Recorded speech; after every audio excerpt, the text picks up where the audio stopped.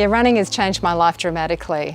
I really felt that I was a normal, everyday mother of two from Coogee, who set out to do a 4-kilometre race at the very beginning of her running journey, and that's taken me over the last 3 years to doing things that I would never have even imagined that I could. There's been a number of things that have impacted on my life, and I guess the one that really comes to mind is being diagnosed with ovarian cancer when I was 41, and that was February 2007. And that was, I guess, a really confronting time. It just came out of the blue. To come through that and to survive that situation, yeah, I've really come out of that a lot stronger and a lot more resilient and wanting to live life to the full. Yeah, when I run, it's that sense of freedom, of getting out and enjoying being outdoors and doing something that I've really grown to love over these past 3 years. But when you take yourself off for a run, it's just wonderful. You're there alone, you can really think things through, you can pray, you can reflect on life. And for me, it's just a really precious time that I feel a lot more fulfilled. And every event that I do, I finish it having really enjoyed it and then thinking, well, what's the next step up? What's something else that will challenge me? And so from the 4K, I did the City to Surf, and then I did a half marathon that same year. And then my very first marathon was the Sydney one in September 2013. And I just really, really enjoyed running marathons. And I've branched out to doing trail marathons, to the 6-foot track marathon and the Marysville Marathon in Melbourne, and just thoroughly enjoyed those. So each step along the way, I've looked to push myself that little bit further.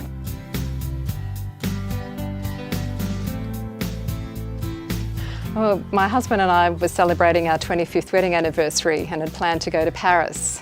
And I was hoping to sign up for the Paris Marathon because that was at that stage. But unfortunately, I missed the registration deadline. So I decided to Google any other marathons that were around that time in Europe, and up popped the North Pole Marathon. And I thought, this is perfect. So that was January. That gave me about 2.5 months to prepare for something that is just so completely different to the environment here at Coogee in Australia. So I did a lot of soft sand running at Coogee Beach, which is great because I'm a surf lifesaver and I often do training down the beach. But to get used to the cold, that was a real puzzle. But there were certainly no industrial freezers available. So I thought, well, if I buy really good ski gear to run in, then I will be in good stead and just train as I would for a normal marathon. I remember standing at the start line at the North Pole Marathon thinking I'm about to run into the unknown, not knowing how I was going to go, running in deep snow with the temperature being -28, knowing how my gear would hold up, my ski goggles, my balaclava, how breathing would be through that. It's certainly a sense of great anticipation, but just not really knowing what I was in for. Once I'd done the first lap, I really set a steady pace that I was really comfortable running. Up until that point, I'd had music, but my phone froze at that stage. And I just got used to, I guess, knowing what the lap was like, what the conditions were like out there. I took a layer off. I was getting a bit warm and I just really had to regulate my body temperature so that I wouldn't sweat or be too cold. So halfway through the North Pole Marathon, I was feeling good, but the conditions were beginning to change. And they dropped down to -41 degrees. The wind had picked up, and every time you turned in that circle and came to face the wind, you really had to push hard to get through. That's where I found that I really had to look inside and just find that willpower to keep going at a really steady pace so I didn't cool down. With the North Pole Marathon, it's very hard to tell who was who, and I really had no idea what place I was. But steadily, I overtook people, and race organisers, as I passed the start-finish line again on the second last lap, informed me that I'd moved into first place. And that was such an incredible moment. So to run that final couple of laps in that position was absolutely amazing, and that just gave me so much more strength to finish those strongly. Oh, woo! Oh, that's unreal. What a run.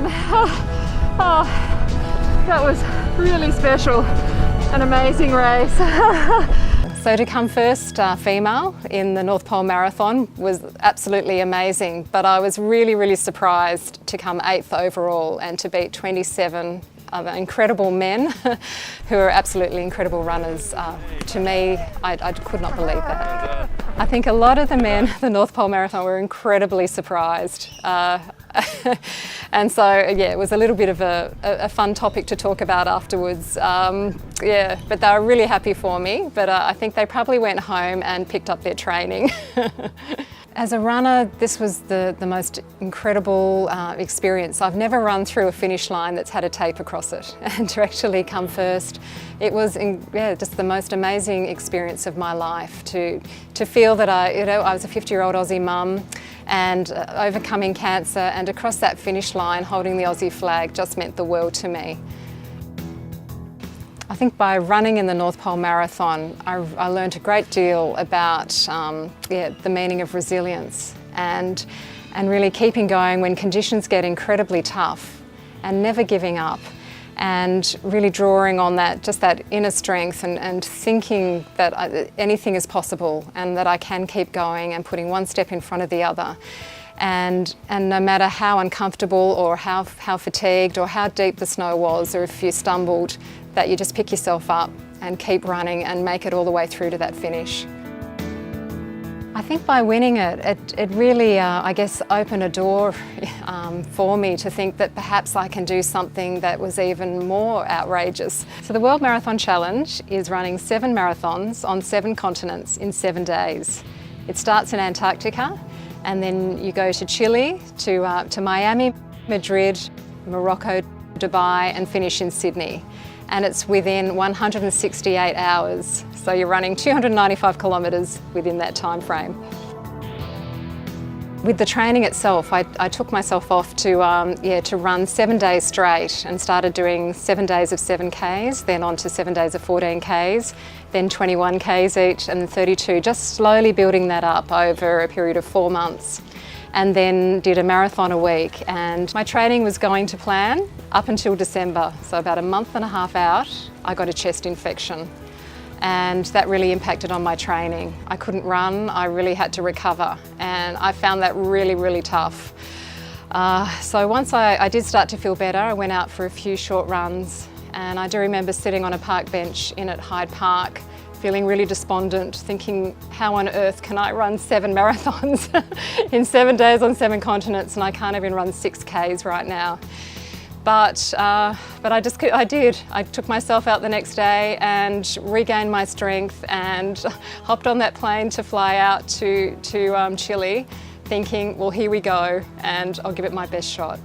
Really looking forward to this one, getting started. This is the first race. Can't wait. It's going to be absolutely awesome.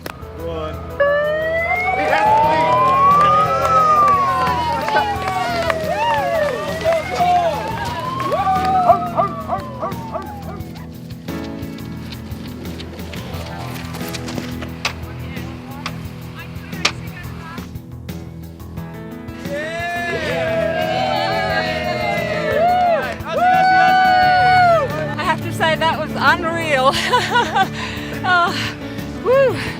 A big run, an amazing location. It's awesome to finish. And that was my whole approach to the race. I wasn't there to win or do an incredible time. I wanted to get out there and share it with the other participants. And it ended up being an incredibly fulfilling, tough, but very fulfilling challenge. Today's marathon was for my brothers and family, so it meant lots. Hey, woo! Oh, that's good. I had a bit of a tumble a moment ago, but I'm okay. My legs are a bit tired. Those last couple of laps, I did a lot of thinking, and I just thought about the future, and I'm just so grateful to be alive after surviving cancer, and to participate in something like this is absolutely awesome. Yeah, the Sydney leg was really special because I got to share it with my family, who have been an incredible support to me. For my 2 brothers to fly in from interstate, to see the antics that I get up to share it with fellow lifesavers. Sorry. And also family and friends, and the Cantu people who I've been doing fundraising through. To have them there in those early hours of the morning, was absolutely fantastic support. It really was a dream come true to finish it today, and get these amazing medals, and where to from here? We'll have to see how we can top this, because this was absolutely awesome. An incredible joy that here was a dream and something that I'd, I guess, trained for, and to actually achieve it. And as a 50-year-old mum and cancer survivor, yeah, just to go against the odds and accomplish that, yeah, it meant a lot. I've just come away with so many more reasons to run, that it's not just a personal journey, but one that I can share and help other people. And it's really taken it beyond just putting on my runners and going for a run to being a lot bigger than that. And I really want to help other people and to raise funds for cancer research, and just encourage people to get out there and give things a go, even when you think it's not possible, that you can achieve things. I still feel very much like the same person, but I know I've changed. I've certainly developed a lot more resilience.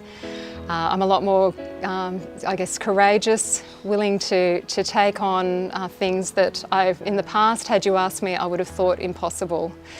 I guess I've experienced a lot of joy, a real sense of fulfilment in accomplishing these things that perhaps are a little crazy, a little out there. But life is great, and I'm really enjoying life, and I want to encourage people to make the most of life. Woohoo!